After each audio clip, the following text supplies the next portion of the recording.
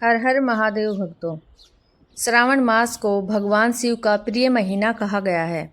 इस पूरे माह में भगवान शिव की विशेष पूजा अर्चना की जाती है। इसी पावन माह की शिवरात्रि को अत्यंत पुण्यदायक और फलदायी माना गया है। मान्यता है कि सावन की शिवरात्रि पर व्रत, पूजा और जागरण करने से समस्त पापों का नाश होता है और भगवान शिव की कृपा से जीवन में सुख, शांति और समृद्धि आती है। इस दिन की एक बहुत ही पवित्र और चमत्कारी कथा हमारे धर्म ग्रंथों में वर्णित है, जिसे सुनने मात्र से पुण्य फल की प्राप्ति होती है। आइए कथा प्रारंभ करते हैं।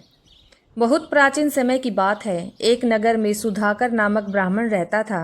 वह निर्धन था, किंतु अत्यंत धर्मपरायण और भगवान शिव का परम भगत था।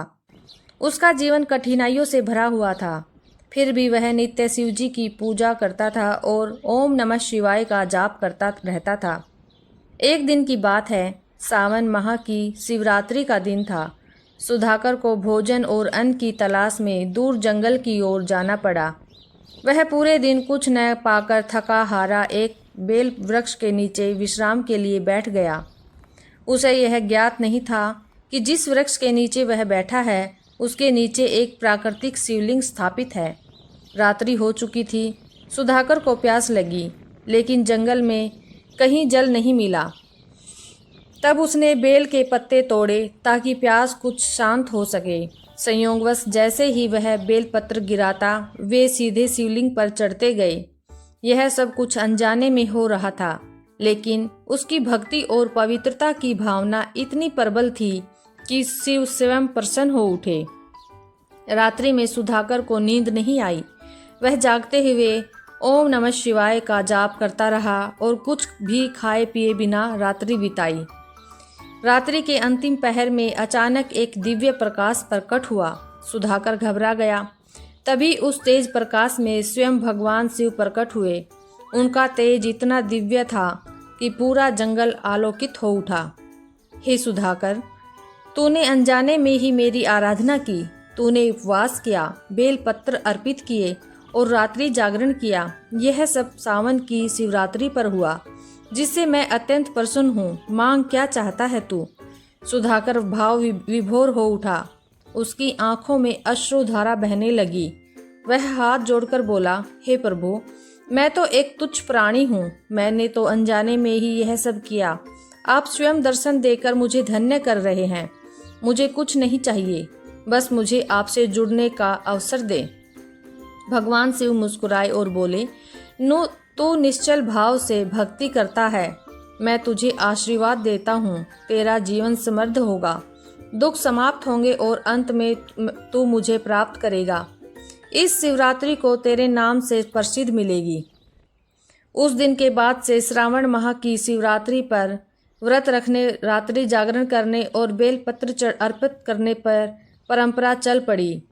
यह दिन इतना पावन माना गया कि जो भी श्रद्धापूर्वक इस दिन शिव की पूजा करता है, उपवास करता है और रात्रि जागरण करता है, उसके सारे पाप नष्ट हो जाते हैं। इस कथा में हमें यह सीख मिलती है कि भगवान कर्म नहीं, भावना को देखते हैं। चाहे कोई क्रिया अनजाने में हो, यदि उसमें पवित्रता और श्रद्धा हो तो भोलेनाथ उस पर अवश्य प्रसन्न होते हैं। इस दिन व्रत करने से मनोकामना पूर्ण होती है। जो विवाह योग्य युवक युवती यह व्रत करते हैं, उन्हें अच्छा जीवन साथी प्राप्त होता है। रोग, शोक, दरिद्रता, शत्रु बाधाएं दूर होती हैं। मोक्ष की प्राप्ति होती है। संतान सुख, वैभव और मानसिक शांति मिलती है। भोलेनाथ के भक्तों, सावन की महाशिवरात्रि एक अवसर है खुद को शिव के चरणों में समर्पित करने का, अपने जीवन की कठिनाइयों को शिव को सौंप देने का। हर हर महादेव के जयकारों के साथ हम आपसे विदा लेते हैं। इस कथा को जरूर शेयर करें और इस पावन दिन पर सभी को शिव भक्ति से जोड़ें। सब्सक्राइब करें हमारे चैनल को और कमेंट में हर हर महादेव जरूर लिखें अगर आप भी भोलेनाथ के सच्चे भक्त हैं तो। श्रावण मास की शिवरात्रि पर यह व्रत करे, सच्चे मन से भगवान शिव की पूजा करे और उनका जाप जपते रहे। ओम नमः शिवाय। भोलेनाथ का आशीर्वाद आपके जीवन को भी सुख, समृद्धि और शांति से भर दे। हर हर महादेव।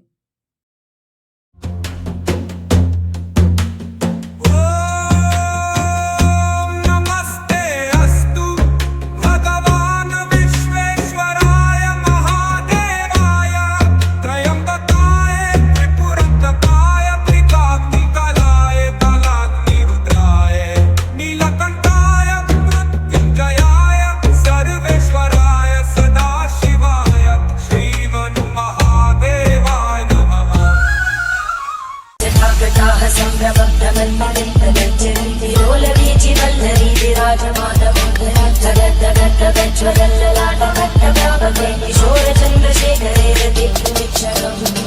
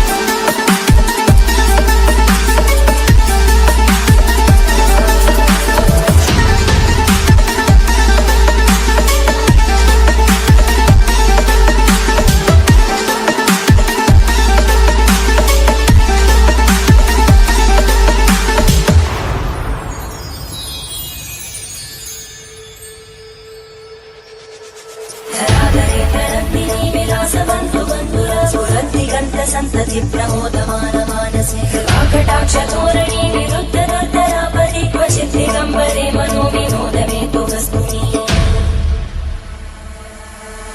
जटाभुजं पिङ्गलस्फुरत्फलामणि प्रभा